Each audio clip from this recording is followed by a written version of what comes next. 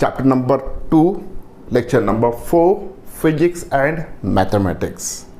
इस वीडियो में हम डिस्कस करेंगे कि अगर किसी वेक्टर को अगर किसी नंबर से मल्टीप्लाई किया तो क्या होगा, अगर किसी वेक्टर को स्केलर क्वांटिटी से मल्टीप्लाई करते तो क्या होगा, और साथ ही साथ दो वेक्टर्स का प्रोडक्ट। स्पेशली इस वीडियो में हम डॉट प्रोडक्ट या स्केलर प्रोडक्ट के बारे में डिस्कस करेंगे। ओके, सो ये हमारा 4th लेक्चर है। इसके पहले 3 लेक्चर ऑलरेडी हो चुके हैं। तो सबसे पहला पॉइंट जो हमें डिस्कस करना है, multiplication of a vector by a number. Now let us consider one vector. एक मैं वेक्टर कंसीडर कर रहा हूं, फोर्स वेक्टर। ओके, जब भी हम किसी वेक्टर को कंसीडर करते हैं तो उस वेक्टर के पास 3 चीज़ों की इंफॉर्मेशन होती है। द फर्स्ट वन इज उसका मैग्नीट्यूड कितना है, सेकंड वन वो कौन से डायरेक्शन में वेक्टर क्वांटिटी है, थर्ड वो वेक्टर किस फिजिकल क्वांटिटी को रिप्रेजेंट कर रहा है। जैसे कि यहाँ पे हम कंसीडर कर रहे हैं फोर्स। ओके, तो फोर्स का जो भी वैल्यू है, मान के चलिए कि 10 न्यूटन इतना फोर्स एक्ट हो रहा है फ्रॉम नॉर्थ टू साउथ इस डायरेक्शन में। ओके, कितना फोर्स है, 10 न्यूटन उसका मैग्नीट्यूड है और डायरेक्शन है नॉर्थ टू साउथ। अब ये जो भी फोर्स है, ओके, ये फोर्स को यानी फिजिकल क्वांटिटी कौन सा रिप्रेजेंट कर रहा है, फोर्स को रिप्रेजेंट कर रहा है। उसका मैग्नीट्यूड पता है, उसका डायरेक्शन पता है। अगर मैं इस वेक्टर को किसी नंबर से मल्टीप्लाई करता हूँ, मान के चलिए कि NF, ओके, उसी फोर्स को मैंने एक नंबर से मल्टीप्लाई कर दिया, where N may be equals to 0 और +-1 +-2 इन दिस वे। N की वैल्यू कितना भी हो सकता है। ओके, अगर मान के चलते कि N की वैल्यू 2 है, ओके, N की वैल्यू 2 है, तो यहाँ पे 2F वेक्टर यानी ये टोटल क्वांटिटी जो भी होगा, क्या वो फिजिकल क्वांटिटी को चेंज करेगा? The answer is that not. F जो भी था ये फोर्स था, अब 2F जो भी है ये भी फोर्स ही रहेगा, यानी यहाँ पे फिजिकल क्वांटिटी चेंज नहीं हो रहा है। तो क्या क्या चेंज हो रहा है वो देखते हैं। देखिए, जैसे मैंने इस फोर्स को 2 से मल्टीप्लाई किया तो यहाँ पे टोटल 2F का जो भी मैग्नीट्यूड होगा यहाँ पे 20 न्यूटन होगा। कितना हो रहा है? 20 न्यूटन। और डायरेक्शन क्या होगी बेटा? So it's a north to south.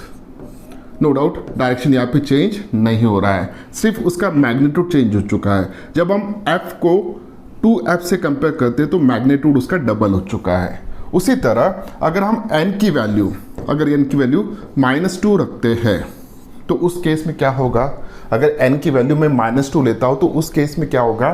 देखिए, सो उस केस में -2F इसका जो भी मैग्नीट्यूड बनेगा, okay, it is equals to 20 newton ही बनेगा। जब हम -2 से मल्टीप्लाई कर रहे हैं तो इस वेक्टर की डायरेक्शन जो भी है, ओके, F का जो भी डायरेक्शन था उससे अपोजिट में अब ये वेक्टर बन रहा है -2F। तो नेट जो भी मैग्नीट्यूड है 20 न्यूटन होगा, लेकिन डायरेक्शन होगा साउथ टू नॉर्थ। ओके, अब यहाँ पे तीन क्वांटिटीज को हम कंपेयर करते हैं। फर्स्ट वन इज जो दिया था वेक्टर उसे, दूसरा जब हम 2 से मल्टीप्लाई कर रहे हैं उस वक्त, जब हम -2 से मल्टीप्लाई कर रहे हैं उस वक्त, जब हमने सिंपल पॉजिटिव नंबर से मल्टीप्लाई किया था उस वक्त सिर्फ उसका मैग्नीट्यूड चेंज हुआ था, डायरेक्शन वही था। जब हम किसी नेगेटिव नंबर से मल्टीप्लाई कर रहे हैं, -2 -3 -4 -1 इन दिस वे, तो अगर -1 से ज़्यादा है, ओके, -1 अगर रहता है तो मैग्नीट्यूड उतना ही रहेगा लेकिन डायरेक्शन चेंज होगा। अगर -2 से मल्टीप्लाई करता हो तो मैग्नीट्यूड भी चेंज हो रहा है, उसका डायरेक्शन भी चेंज हो रहा है। तो हमेशा याद रखिएगा, जब भी किसी वेक्टर को हम किसी नंबर से मल्टीप्लाई करते हैं तो उस वक्त नंबर से मल्टीप्लाई करने के बाद, ओके, फॉर एग्जांपल पहले जो वेक्टर क्वांटिटी था वो A है, और नंबर से मल्टीप्लाई करने के बाद जो भी वेक्टर आएगा वो N multiplied by A vector. तो इसका मैग्नीट्यूड में भी चेंज हो सकता है, डिपेंडिंग है कि N की वैल्यू कितना है। अगर N की वैल्यू 1 या -1 है तो मैग्नीट्यूड चेंज नहीं होगा। अगर N की वैल्यू कुछ डिफरेंट है रादर देन 1 या -1, तो डेफिनेटली ये जो भी नया वेक्टर हमें मिल रहा है NA, तो इसका मैग्नीट्यूड चेंज हो जाएगा। सेकंड, अगर हम डायरेक्शन की बात करते हैं ओके तो डायरेक्शन जब भी किसी नेगेटिव नंबर से हम मल्टीप्लाई करते हैं इस वेक्टर को, तो उस रिजल्टेंट वेक्टर का डायरेक्शन 100% चेंज होगा। इन सभी केसेस में आप चाहे किसी भी नंबर से मल्टीप्लाई कीजिए, पहले वो जो फिजिकल क्वांटिटी को वेक्टर रिप्रेजेंट कर रहा था वही फिजिकल क्वांटिटी अब रहेगा। जैसे कि इस केस में ये फोर्स था, ये भी फोर्स है, ये भी फोर्स ही रहेगा, यानी सेम फिजिकल क्वांटिटी यहाँ पे रिप्रेजेंट होगा। सो this is a discussion about the multiplication of a vector by a number. अब ये डिस्कशन हम क्यों कर रहे हैं, क्योंकि इसका जस्ट नेक्स्ट पॉइंट जो है उसको समझने के लिए ये बहुत इंपॉर्टेंट है। अब देखिए, multiplication of a vector by a scalar, यहाँ पे अब स्केलर की बात हो रही है। Multiplication of a vector by a scalar, अगर किसी स्केलर से मल्टीप्लाई करते हैं तब क्या होगा। फॉर एग्जाम्पल यहाँ पे मैं कंसिडर करता हूँ एक्सेलरेशन। ओके तो एक्सेलरेशन की वैल्यू दिया है, मान के चलिए कि 2 मीटर पर सेकंड स्क्वायर, और एक्सेलरेशन का जो भी डायरेक्शन है वो नॉर्थ से लेके साउथ तक है। ओके ये एक वेक्टर हमें दिया है। अब इस वेक्टर को इस वेक्टर को किसी स्केलर से अगर मैं मल्टीप्लाई करता हूं तो क्या उसका मैग्नीट्यूड चेंज होगा, क्या उसकी डायरेक्शन चेंज होगी, क्या वो अलग टाइप का फिजिकल क्वांटिटी रिप्रेजेंट करेगा। ओके जब भी हम इस वेक्टर को, जो भी वेक्टर दिया है, अगर किसी स्केलर से मल्टीप्लाई करते हैं तो क्या उसका मैग्नीट्यूड चेंज होगा, क्या उसका डायरेक्शन चेंज होगा, क्या वो अब नए फिजिकल क्वांटिटी को रिप्रेजेंट करेगा आफ्टर मल्टीप्लिकेशन। फॉर एग्जांपल अगर यहाँ पे हम मास कंसिडर करते हैं, mass is one of the scalar quantity. Okay it's a physical quantity, scalar physical quantity है। अब मास की वैल्यू यहाँ पे हम कंसिडर कीजिए कि इट्स अ 2 kg, 2 kg का मास है। अब जब इस मास को मैं इस एक्सेलरेशन से मल्टीप्लाई करूंगा, ओके सो मास इनटू एक्सेलरेशन, तो अब नेट जो भी क्वांटिटी आएगा इट इज इक्वल्स टू, मास की वैल्यू कितना है 2 kg, एक्सेलरेशन की वैल्यू कितना है 2 मीटर पर सेकंड स्क्वायर, तो टोटल जो भी बनेगा इट्स अ 4। लेकिन 4 क्या बनेगा, इट्स अ न्यूटन। ओके क्योंकि हमें पता है force is equals to mass into acceleration. अब इस हिसाब से अगर हम डिस्कस करते हैं किसी भी वेक्टर को अगर स्केलर क्वांटिटी से मल्टीप्लाई कर रहे हैं, अगर वो स्केलर क्वांटिटी किसी फिजिकल क्वांटिटी को रिप्रेजेंट कर रहा है, तो definitely after multiplication we are getting the new physical quantity. Okay क्योंकि एक्सेलरेशन को मास से मल्टीप्लाई करने के बाद हमें यहाँ पे फोर्स मिल रहा है, force is equal to mass into acceleration, this is the Newton's second law. Okay तो यहाँ पे मैग्नीट्यूड पहले कितना था इस वेक्टर का, 2 था, अब मैग्नीट्यूड कितना बन चुका है, 4 बन चुका है। ओके तो मैग्नीट्यूड चेंज हो सकता है। अब डायरेक्शन चेंज होगा क्या, डेफिनेटली डायरेक्शन भी चेंज हो सकता है, क्योंकि आप जो भी फिजिकल क्वांटिटी कंसिडर कर रहे हैं वो फिजिकल क्वांटिटी पॉजिटिव है कि नेगेटिव है उसके ऊपर डिपेंड होगा। अगर फिजिकल क्वांटिटी जैसे कि इस केस में मास हमेशा पॉजिटिव होता है, लेकिन हम डिस्प्लेसमेंट की बात करते हैं तो वो नेगेटिव भी हो सकता है, पॉजिटिव भी हो सकता है। तो यहाँ पे जब भी हम मल्टीप्लिकेशन करते हैं किसी स्केलर वेक्टर को स्केलर के साथ, उस वक्त डायरेक्शन में भी चेंज। ओके क्या फिजिकल क्वांटिटी चेंज होता है, yes physical quantity also change, depend है कि वो स्केलर क्वांटिटी क्या है, पॉजिटिव है कि नेगेटिव है, उसके ऊपर सिर्फ डायरेक्शन डिपेंड रहेगा। मैग्नीट्यूड चेंज हो सकता है, डायरेक्शन भी चेंज हो सकता है, फिजिकल क्वांटिटी भी चेंज हो सकता है। तो इतना ही आपको याद रखना है। जब भी हम किसी स्केलर वेक्टर को स्केलर से मल्टीप्लाई कर रहे हैं तब जाके हमें एक नया फिजिकल क्वांटिटी यहाँ पे मिल रहा है, force is equal to mass into acceleration. अब बात करते हैं डॉट प्रोडक्ट बिटवीन 2 वेक्टर्स। अब जब हम वेक्टर्स कंसिडर करते हैं, मान के चलिए कि वेक्टर ए है और वेक्टर बी है। अब इन 2 वेक्टर्स में दोनों वेक्टर्स हैं। ओके अब तक हमने जो एक वेक्टर को नंबर से मल्टीप्लाई किया था, एक वेक्टर को स्केलर से मल्टीप्लाई किया था, लेकिन अब जो मल्टीप्लिकेशन करना है in between the two vectors, दोनों वेक्टर्स है। अब इनमें दो टाइप के प्रोडक्ट हो सकते हैं। The first type of product is called as an dot product. Okay, it is represent by A dot B. जब हम डॉट प्रोडक्ट करेंगे, उस वक्त जो भी रिजल्टेंट आएगा इट्स अ स्केलर क्वांटिटी।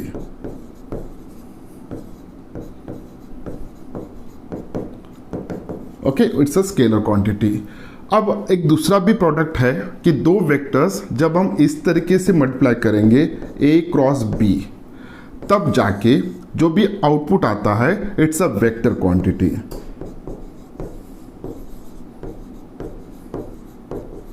तो यहाँ पे दो टाइप के प्रोडक्ट हो सकते हैं दो वेक्टर्स के बीच में। एक होता है डॉट प्रोडक्ट और दूसरा होता है cross product.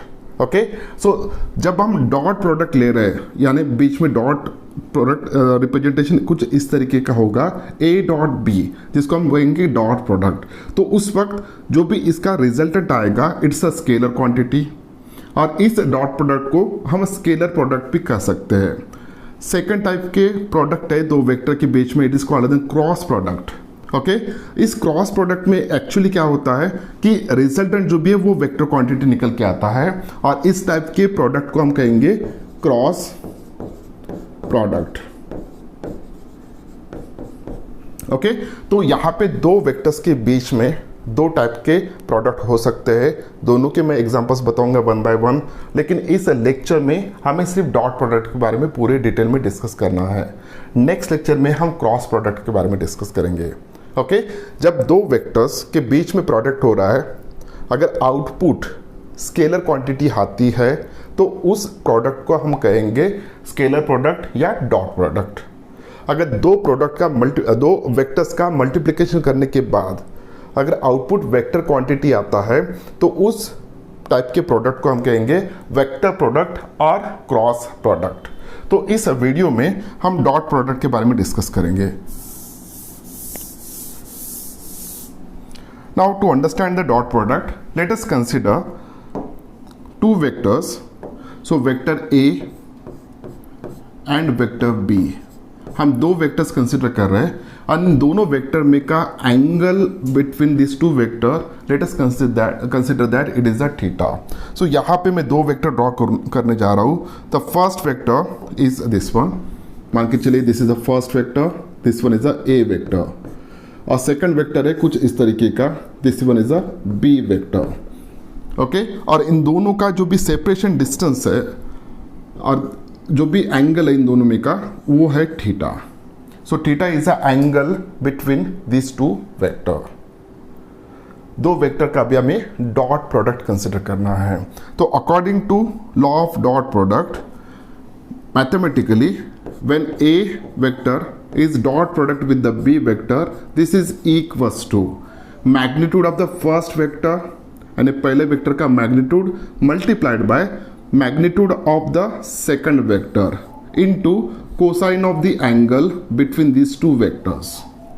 Okay, so this is the simple mathematical formula. ये बहुत ही सिंपल मैथमेटिकल फॉर्मूला है।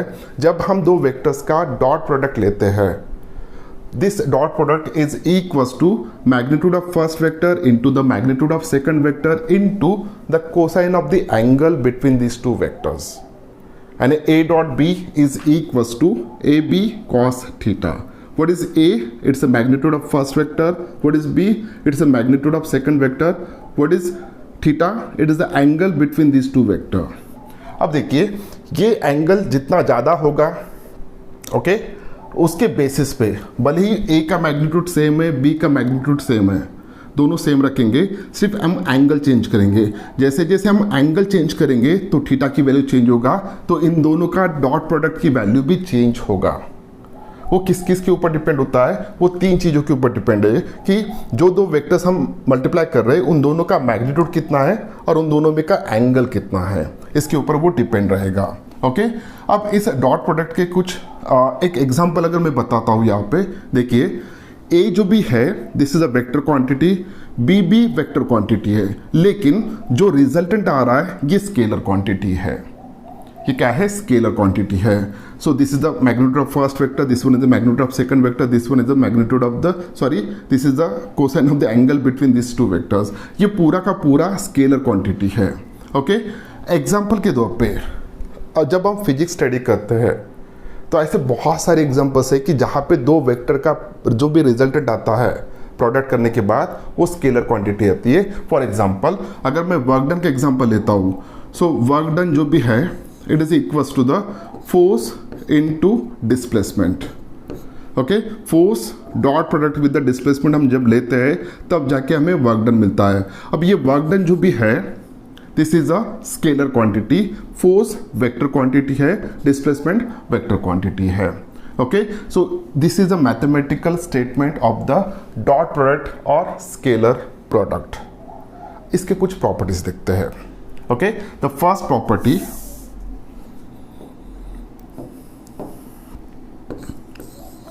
डॉट प्रोडक्ट जो भी होता है it's a commutative. For example A dot B is equals to B dot A. यहाँ पे डॉट प्रोडक्ट जो भी है बिटवीन ए एंड बी, इन दोनों वेक्टर में का डॉट प्रोडक्ट जो भी है इट इज अ कम्यूटेटिव।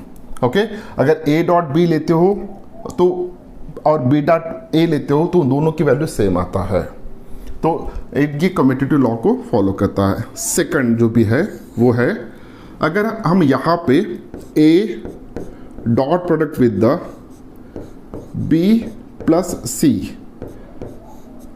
ऐसा हम कंसिडर करते हैं, सो यहाँ पे हमें देखा जाता है कि अगर हम इस तरीके से यानी तीन वेक्टर्स दिए ए वेक्टर, बी वेक्टर और सी वेक्टर, उसमें से हम क्या कर रहे हैं, बी वेक्टर और सी वेक्टर का एडिशन कर रहे हैं।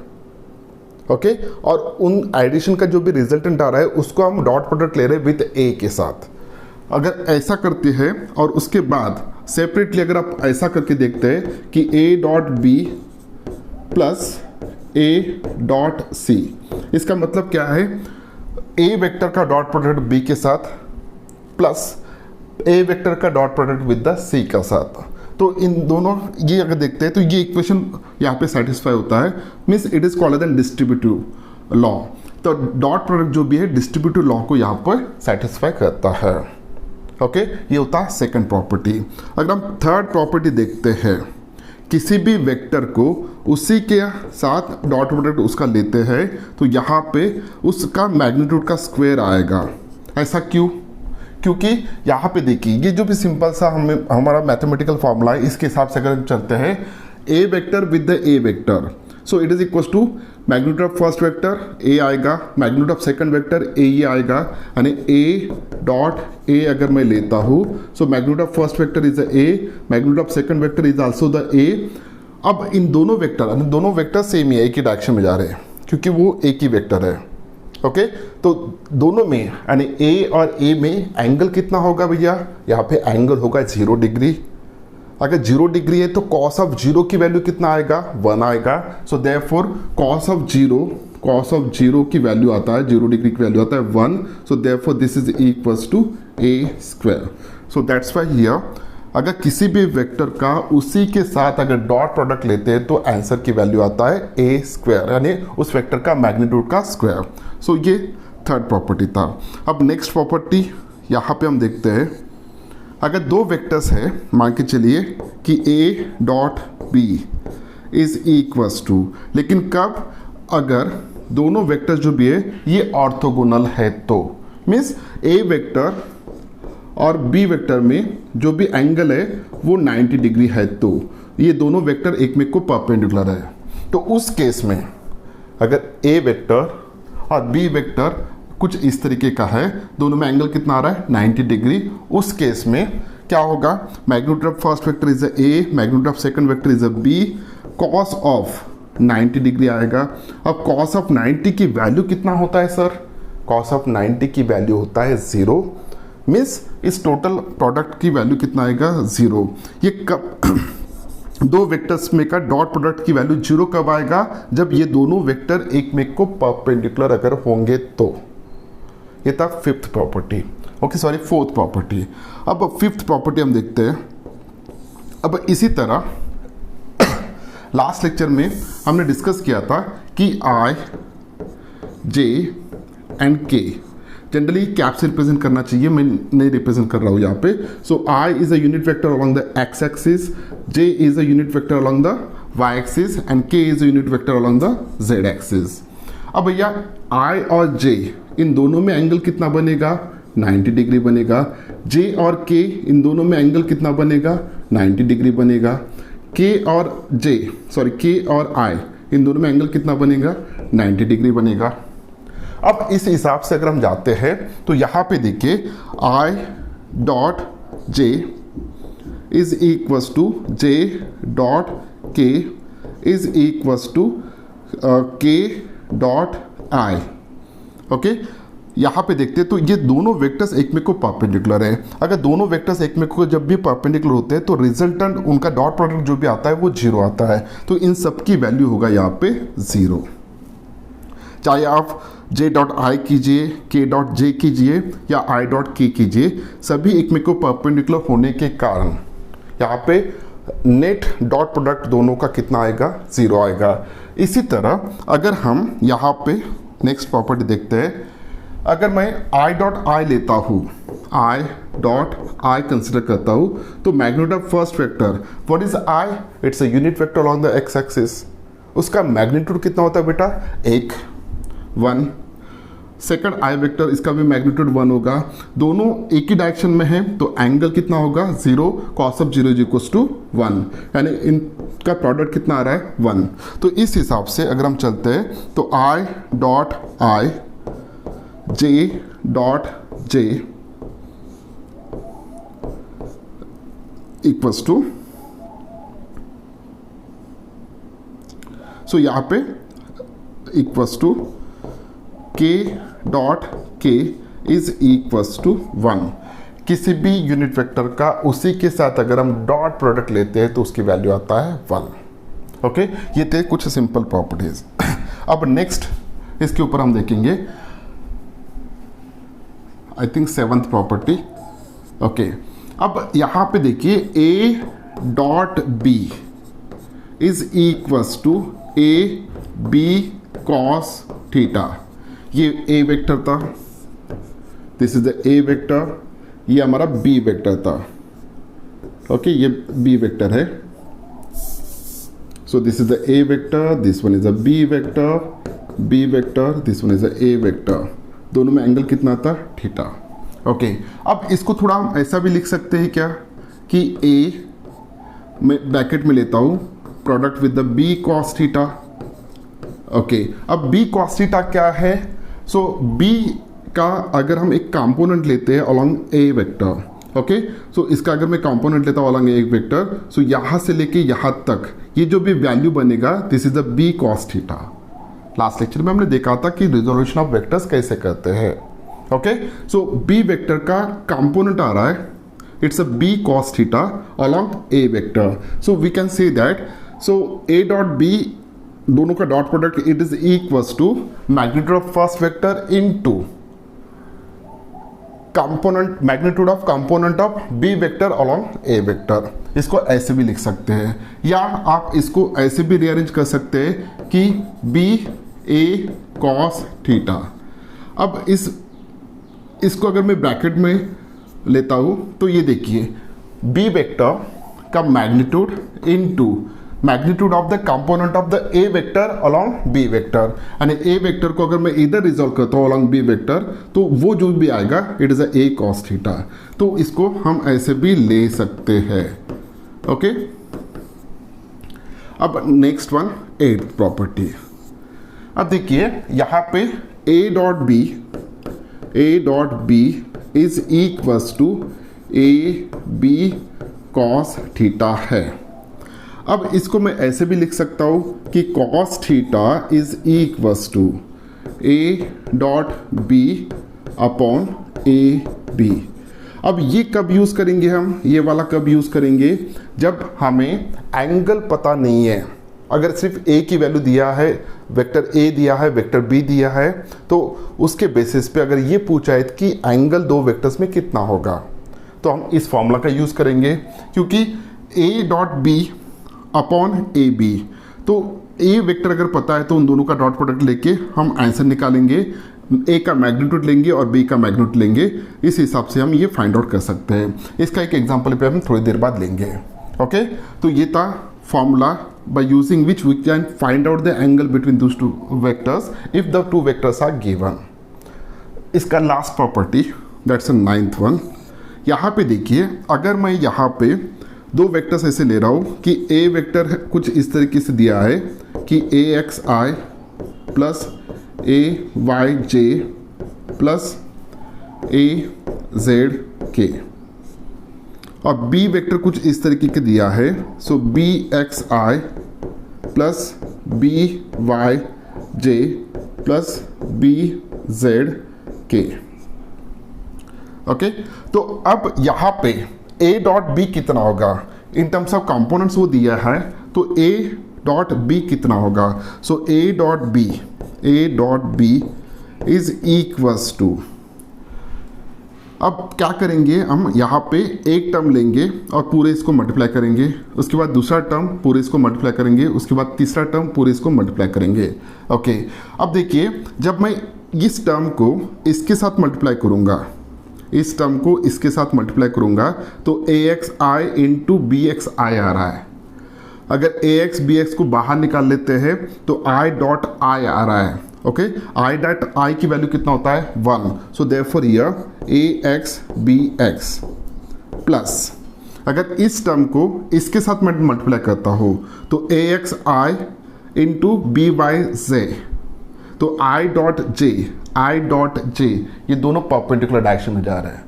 अगर परपेंडिकुलर डायरेक्शन में जा रहे हैं तो दोनों का डॉट प्रोडक्ट है, तो आंसर कितना होगा 0। तो इस टर्म का वैल्यू 0 आएगा, तो 0 प्लस इस टर्म का भी वैल्यू 0 आएगा क्योंकि ये दोनों टर्म्स परपेंडिकुलर है एक में को, प्लस ये जो टर्म है और इसके साथ 0 ही आएगा, ये जो टर्म है इसके साथ आएगा ए वाई बी वाई, प्लस इस टर्म का इसके साथ कितना बनेगा 0, प्लस इस टर्म का इसके साथ कितना बनेगा 0, प्लस इस टर्म का इसके साथ कितना बनेगा 0, प्लस इस टर्म के इसके साथ कितना बनेगा, it's a A Z B Z. Okay, finally हमें यहाँ पे मिल रहा है A dot B is equals to A x B x plus A Y B Y plus A Z B Z. Okay, so इस तरीके से हम इसको सॉल्व कर सकते हैं। अब एग्जाम्पल के तौर पे एग्जैक्टली कैसे सॉल्व करना है वो हम यहाँ पे देखते हैं। मान के चलिए कि वेक्टर ए का जो भी वैल्यू है, it is equal to 2i plus 2j plus 5k। Vector B का जो भी वैल्यू है, it is equal to 3i plus 6j minus 8k, कुछ इस तरीके का है। ओके, अब हमें A dot B find out करना है, तो ए डॉट बी कैसे फाइंड आउट करेंगे हम, यहाँ पे देखिए, सिंपली ये फॉर्मूला यूज़ करेंगे ए एक्स बी एक्स, तो आई के जो भी कोएफिशिएंट है उनका प्रोडक्ट, तो 2 मल्टीप्लाइड बाई 3 कितना आएगा 6, प्लस 2 मल्टीप्लाइड बाई 6 कितना आएगा 12, माइनस यहाँ पे माइनस है इसलिए माइनस आएगा, सो 8 मल्टीप्लाइड बाई 5 होगा 40। Okay, so this is equals to, ये फाइनल आंसर कितना आएगा, सो ये हो जाएगा 18 माइनस ये हो जाएगा -22। Okay, so A dot B जो भी आ रहा है दिस इज इक्वल्स टू -22। अब यहाँ पे अगर मुझे इन दोनों वेक्टर में का एंगल निकालना है, क्या हम इजीली निकाल सकते हैं, the answer is that yes. कैसे, हमें ए का इंडिविजुअल मैग्नीट्यूड फाइंड आउट करना है।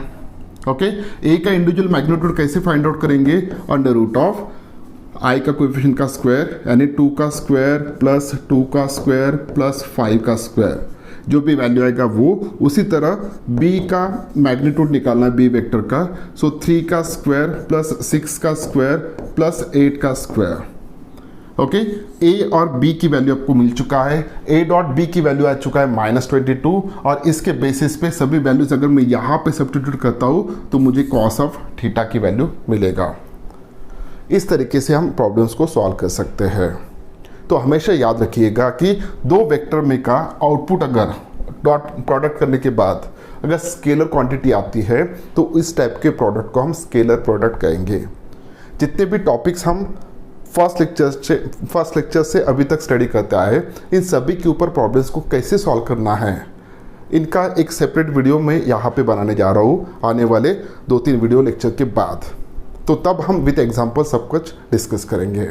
ओके, तो ये था discussion about the scalar product और डॉट प्रोडक्ट। इस वीडियो में हमने ये देखा कि किसी भी वेक्टर को अगर नंबर से मल्टीप्लाई करते तो क्या इफेक्ट होता है, किसी भी वेक्टर को अगर हम स्केलर से मल्टीप्लाई करते तो क्या इफेक्ट होता है। ओके, और डॉट प्रोडक्ट क्या है, उसके पूरे जो भी प्रॉपर्टीज़ है वो भी हमने इस वीडियो में डिस्कस किया है। मैं जो कुछ यहाँ पे आपको पढ़ा रहा हूँ, ओके, इन 2 किताबों का मैं यूज़ कर रहा हूँ, concepts of physics bye H.C. Verma sir और D.C. पांडे सर की जो किताब है स्पेशली फॉर JEE। तो इन दोनों किताबों का जो मैं मिक्स करके जो मुझे अच्छा लग रहा है समझाने के पॉइंट ऑफ व्यू से, तो मैं उनका यूज़ कर रहा हूँ। ओके, तो उम्मीद करता हूँ कि वीडियो अच्छा लगा। अगर वीडियो अच्छा लगा तो इस वीडियो को लाइक कीजिए, अपने दोस्तों के साथ शेयर कीजिए और इस चैनल को सब्सक्राइब कीजिए, क्योंकि आने वाले कुछ दिनों में जितने भी कंसेप्ट्स हैं इन दोनों किताबों में से सभी कंसेप्ट को मैं 1 बाय 1 यहाँ पे बताने जा रहा हूँ। मिलते हैं नेक्स्ट वीडियो में क्रॉस प्रोडक्ट के साथ, तब तक के लिए बाय बाय।